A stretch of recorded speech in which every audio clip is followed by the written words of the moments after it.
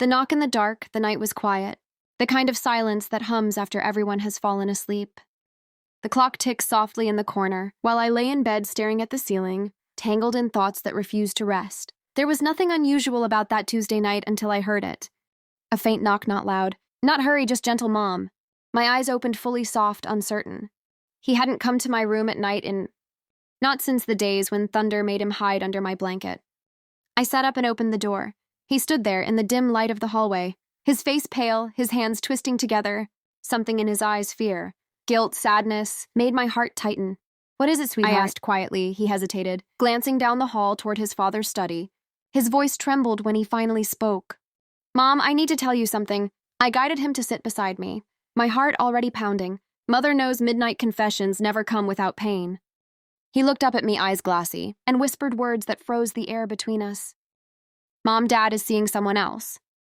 The weight of truth, the words echoed inside me, shattering everything they touched. For a heartbeat, I thought I'd imagined them, but the look in his eyes, those same eyes I once watched fall asleep on my shoulder, told me this was real. What did you say? I whispered, I saw him, Mom.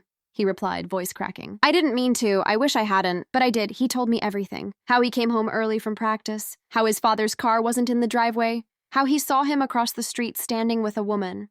They were close, he said, his lips trembling too close. And then he kissed her. I couldn't breathe. The world seemed to tilt the floor, slipping from under me. Every memory of our family dinners. Laughter, promises began to blur. I reached for him, pulling him into my arms. He felt so small, so fragile. I didn't want to hurt you, Mom. I whispered, but I couldn't keep it inside. Tears burned my eyes, but I held them back.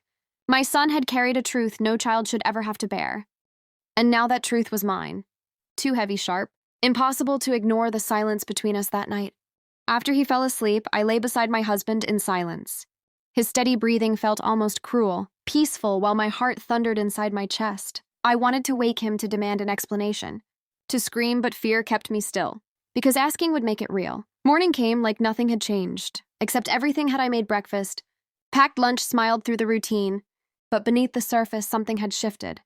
I watched him closely now. The way his eyes flicked to his phone, the excuses about late meetings, the distant tone that I once blamed on stress.